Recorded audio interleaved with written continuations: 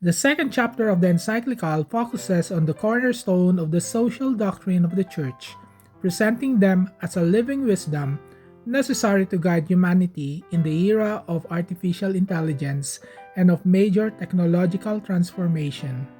The human person is the foundation of everything. The human being is never an object or a data point, but a subject with dignity, whom technology is called to serve and not replace.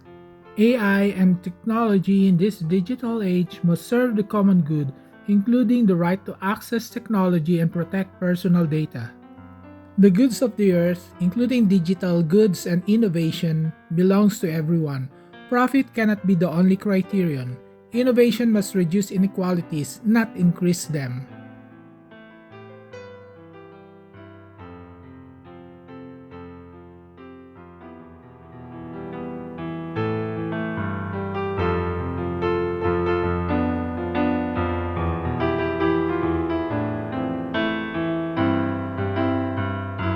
Another important principle of Catholic social teachings is the principle of subsidiarity. Subsidiarity is a principle of justice and social organization. It acts as a vital safeguard for human dignity by insisting that decisions should always be made at the most local, immediate level possible. The doctrine frameworks this through a dual lens. First is the negative duty or non-interference.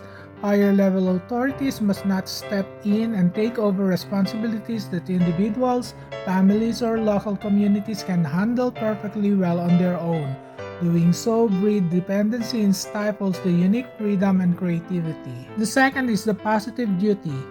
If a local community or family is genuinely overwhelmed and lacks the resources to meet its needs, the higher level institution has an obligation to step in and provide support, but always with the ultimate goal of helping that lower entity regain its independence.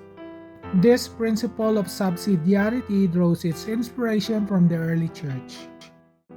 When tech platforms try to dictate the very conditions of human connection, isolation, and truth, it stops being just a political or economic issue. It becomes a deeply spiritual and philosophical one. By insisting on subsidiarity, religious institutions are essentially saying human beings were created for genuine communion, relationship, and local agency.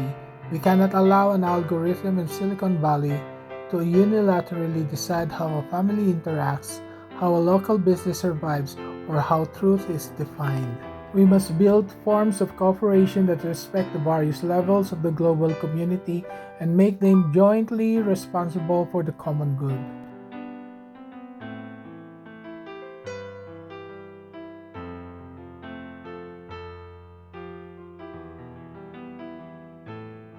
Solidarity, anchored in the concept of being made in the image of God, shifts from an act of optional charity to an absolute obligation. In this theological framework, because everyone shares that same divine imprint, we are fundamentally hardwired for connection. We cannot fully understand ourselves in isolation. We only discover who we are through our relationship with others, our communities, and the broader living world. By grounding solidarity, justice, and charity in both human and supernatural bonds, it transforms how we view social responsibility.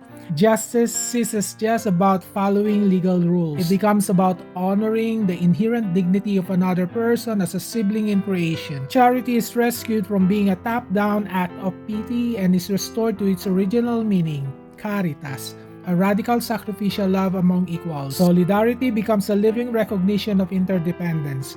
It's the realization that the suffering of one population or the degradation of creation isn't a distant problem. It's a rupture in our collective fabric. Solidarity is not a passive feeling of pity for those left behind by AI, but a strict structural duty.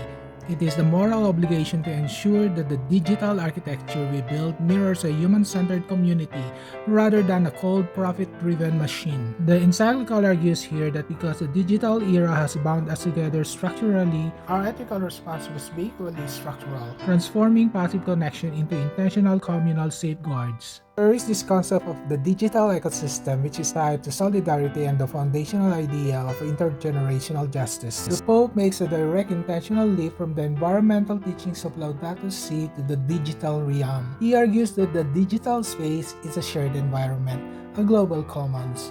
Just as we can pollute or monopolize the physical earth, tech monopolies can pollute or monopolize our shared digital ecosystem.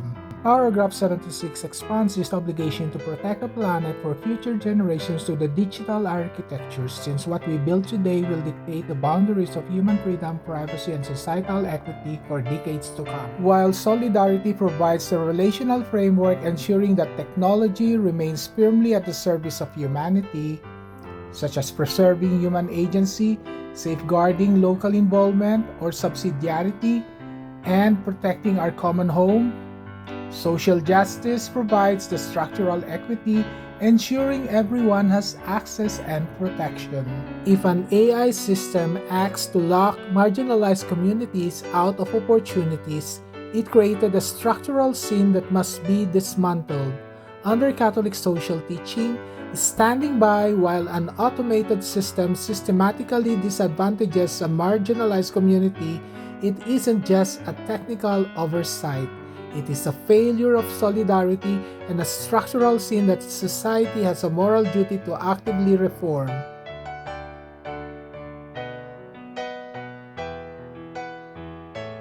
Chapter 2 reframes the social doctrine of the Church not merely as a set of external instructions for the secular world, but as an internal mirror, a reckoning and a moment of structural self-examination for Church people themselves. There are three key dimensions of what this self-examination means for the Church. First, confronting historical complicity and structures of sin. Second, a shift from instructing to discerning. And third, deconstructing clerical self-sufficiency. True solidarity requires an honest institutional confession before the Church can credibly critique the systemic injustices of the digital age. It asks Church people to look inward and ask, are our own communities reflecting the principles of subsidiarity, solidarity, and the universal destination of goods, or are we sleepwalking into an efficient, mechanized, and exclusionary culture?